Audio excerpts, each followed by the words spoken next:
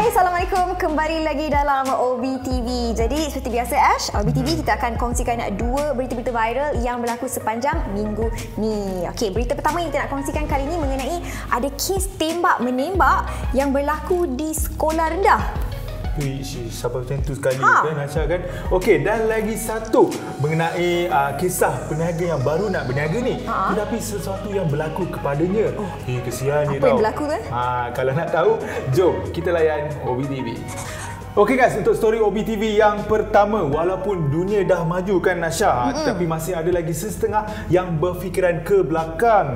Jika nak diikutkan, sudah beberapa kali kes tembak-menembak berlaku di Amerika Syarikat. Dan kebanyakannya terjadi di kawasan yang ramai orang atau public. Ya, dan tak lama dulu kalau you pernah ingat, ada seorang remaja ni, dia masuk ke kawasan sekolah, lepas tu dia tembak orang ramai secara rambang je. Dan ia telah menyebabkan ramai yang meninggal dunia lah kan. Jadi bab kata orang sepandai-pandai tupai melompat, akhirnya jatuh ke tanah juga. Ya, kerana akhirnya yang si penembak tu ditangkap. Baru-baru ini kejadian sama yang berlaku di Texas, Amerika Syarikat apabila seorang remaja telah melepaskan tembakan di sebuah sekolah rendah macam awak katakan tadilah, sehingga menyebabkan 18 kanak-kanak dan 3 orang dewasa terbunuh. Ramai Dan menurut pihak berkuasa, kejadian tersebut berlaku di Robb Elementary School di bandar Uvalde, Texas, kira-kira 128 km di barat San Antonio. Jadi mengikut pihak berkuasa, suspek yang dikenali sebagai Salvador Ramos ni, dia turut maut dalam kejadian berkenaan. Dan Salvador ni dipercayai ditembak mati oleh polis yang masa tu bergegas ke lokasi kejadian. Dan menurut Governor Greg Abbott, suspek dipercayai meninggalkan kenderaan di sekolahnya sebelum memasuki sekolah rendah berkenaan dengan senjata api. Dan pihak penyiasat turut mendapat maklumat bahawa Ramos dia menembak dan membunuh neneknya dulu sebelum melakukan tembakan dekat sekolah tu. Dan kedua-duanya dikatakan agak kritikal. Dan pada yang sama, Presiden Amerika Syarikat Joe Biden mengarahkan supaya bendera diturunkan kepada separuh tiang sehingga matahari terbenam pada 28 ni sebagai tanda memperingati tragedi tu. Dan difahamkan murid di sekolah berkenaan berusia antara 7 sehingga 10 tahun. Kesianlah Nasha. Sekolah rendah kan. Rasa-rasanya diorang kena buat gencatan senjata lah Nasha. Harap-harap dekat Malaysia tak adalah kejadian macam ni. Risau. Okey guys, untuk berita yang seterusnya, untuk memerlukan perniagaan kan Nasha kan. Kepada siapa nak berancang tu, kita kena fikir betul-betul. Kena fikir masak-masak sebab jalan yang kita pilih tu susah sebenarnya nak mulakan perniagaan kan Nasha. Dan sama juga macam kisah yang kedua kita nak kongsi ni, ada individu ni dia mengalami satu ujian yang sangat berat ni dalam dia punya proses bisnes dia tu. Betul, apa yang jadi? Nasha. Okey, kalau awak nak tahu, kalau penonton di rumah nak tahu, di Facebook seorang lelaki berkongsi kisah mengenai cabaran dan dugaan yang terpaksa dilalui oleh adiknya yang bernama Alia apabila 20 biji kek yang hendak dijual ketika Majlis Convocation University Sains Malaysia USM pada tempoh hari telah rosak. Jadi apa yang terjadi?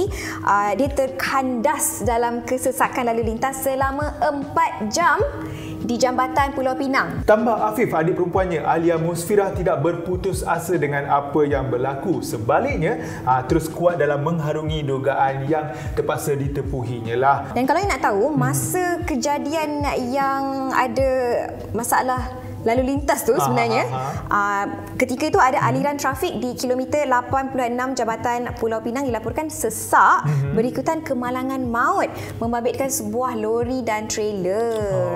Jadi susulan daripada kemalangan tersebut ni, ramai individu yang terkandas, bahkan ada juga yang lewat untuk menghadiri majlis convocation. Jadi termasuklah peniaga kek ni. Yang bawa kek ni. Yang bawa kek ni dia pun terkandas dekat dalam situasi kemalangan tu. Kesesakan lalu lintas tu lah kan. Tapi tak apalah Nasha, nak buat macam ni kan. Benda dah nak jadi bab kata orang. Kita yang merancang, Tuhan yang menentukan. Okay, sabar je lah. Okey guys, untuk berita OBTV pertama minggu ini, saya pasti ramai yang ingin mendapatkan badan yang cantik dan juga slim macam di sebelah saya ni. Slim ke? Slim lah, okey lah ni kan. Tapi untuk mendapatkan bentuk badan fizikal yang sihat, gaya hidup serta permakanan adalah sangat penting. Kalau tak jaga semua tu, semua tak jadi, Ira. Bagi yang main gym pula kan, untuk mempercepatkan proses dapat badan yang cantik dan juga sadar, selalunya mereka akan mengambil protein shake ataupun macam apa tu, suplemen. Tapi kan cakap pasal protein dan suplemen ni, Ash tengok tak video yang tular baru-baru ni di mana abang-abang sado ni dia transfer something ke something. Awak tengok tak? Aduh, saya bagi masa awak katakan tadi tu, saya dah dapat bayangkan. Sampai tengok ni, saya pun dah speechless. Okey, menerusi video yang dimuat naik oleh seorang pengguna di Twitter dikenali sebagai Dedi Afkar memaparkan sekumpulan abang sadok di gym mengikuti cabaran di TikTok dikenali sebagai dry scooping. Lah, rupanya diorang ikut trend di TikTok. Betul tu. Tapi kan sebenarnya trend dry scooping ni adalah satu cabaran di mana individu itu perlu menelan serbuk suplemen tanpa air sebenarnya untuk tenaga segera. Dia nak lebih efektif agaknya. Dan perkara itu sering dilakukan oleh mereka yang bersenam di gym demi mendapatkan badan yang sadar. Bukan awak sahaja yang tak setuju, Ira. Lihat di ruangan komen, rata-rata pengguna di Twitter tidak bersetuju dengan tindakan sekumpulan pemuda itu. Malah ada juga di antara mereka yang bimbang pemuda-pemuda berkenaan dijangkiti wabak penyakit tangan, kaki dan mulut yang merebak melalui air liur. Bahaya betul lah kan ikut trend-trend macam tu. Kepada abang-abang gym kat luar sana tu, kalau nak exercise tu, exercise senyap-senyap je. Tak payahlah ikut dry scooping ke apa, betul tak? Itulah tu, bahayalah. Okey guys, berita OBTV yang seterusnya. Ingat tak masa sekolah dulu, Ira? Macam-macam benda yang kita kena patuhi. Contohnya, kuku kena potong pendek. Lepas tu bawa beg kena bawa beg galas saja, tak boleh bawa yang slim bag tu. Lagi apa lagi yang awak ingat, Ira? Saya rasa rambut mesti kena pendek kan. Yang bagi lelaki lah. Dan kalau perempuan kena ikat bagi kemas, betul tak?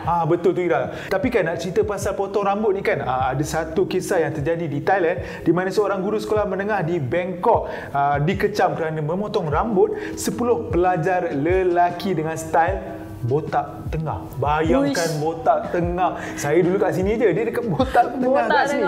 Mesti malu kalau kena tu, tak keluar rumah kan. Kesian, Ira. Dan perkara itu telah menaikkan kemarahan netizen kerana dianggap tidak wajar dan telah melanggar hak peribadi. Betul tu. Menurut pengarah di Sekolah Suryani Wijaya 2 di Darah Mueng, video yang tular di media sosial tu sebenarnya dimuat naik sendiri oleh pelajar tu tau.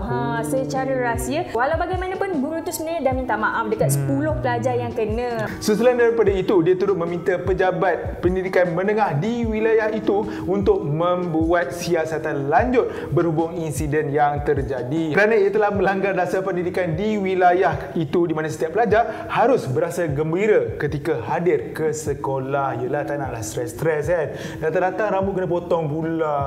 Aduh, kesian. Betul tu. Rasanya hukuman cikgu disiplin yang potong rambut panjang tu sebenarnya biasa. Tapi yang jadi luar biasanya bila dia pergi potong tengah. Tu je isu dia, betul tak? Betul tu, Ira. Sebab apa? Kalau potong kat bahagian depan, tepi, belakang, kita boleh adjust lagi pergi salon kan. Nak buat gaya style spike dan sebagainya kan. Tapi kalau dah botak tengah tu macam mana nak adjust? Botak licin je lah. Memang botak licin lah cerita dia. Aduh. Okey guys, berita OBTV yang pertama. Tidak lama dahulu di Thailand dikejutkan dengan kisah kematian selebriti terkenal iaitu Teng Mo Nida. Walau bagaimanapun, kematian Teng Mo amat misteri dan telah menimbulkan pelbagai tanda tanya. Macam mana boleh terjatuh dalam laut tersebut? Adakah ada dalang di sebalik kejadian itu? Sampai sekarang ni kita pun tak tahu. Betul tu. Bukan dekat Thailand je tau. Malah berita kematiannya turut mendapat liputan media luar negara seperti Malaysia dan Indonesia. Selepas beberapa hari polis menyiasat kes tu, akhirnya mereka macam seakan tahu puncanya dan menutup kes berkenaan. Tapi netizen serta peminat Teng Mo ni macam tak puas hati lah sebab tiba-tiba kes ditutup. Sebab macam rasa ada something wrong somewhere pasal kes tu. Terbaru, status Facebook Teng Mo menjadi sebutan ramai dan rata-rata pengikut setia kes menyayat hati ini tertanya siapakah individu di sebalik status Facebook tersebut. Dan siapakah dia agak-agaknya, Ira? Menurut orang ramai lah kan, dalang di sebalik status tu adalah sebenarnya ibu kepada Teng Mo sendiri iaitu Pa Nida. Tapi Panida tampil menjelaskan yang dia telah menghantar telefon bimbit tu kepada seseorang dekat Amerika Syarikat yang dikenali sebagai Bang Jack. Bang Jack dikatakan kerap menghubungi Panida dan hubungan mereka menjadi rapat. Panida mempercayai Bang Jack yang mengatakan telefon bimbit itu mempunyai bahan bukti yang merujuk kepada kes kematian anaknya. Dalam pada itu, ditanya sama ada akan memfailkan saman terhadap Bang Jack, tetapi peguam yang bernama Decha memberitahu Panida memohon tempoh 2 hari untuk berfikir dan akan mengadakan sidang media dalam masa yang terdekat. Tapi kan misteri betul kan kematian Teng Mo ni. Betul Sebab lah. tak ada siapa tahu macam mana dia jatuh. Itulah. Tiba-tiba tahu dia dah mati lemas. Dan ada yang cakap dia terjatuh tu sebab rakam baiknya sendiri. Tapi kita tak tahu. Tapi ramai je lah saksi-saksi tu. Harap-harap satu hari nanti kita tahu apakah sebenarnya yang terjadi. Betul. Okey guys, berita yang seterusnya.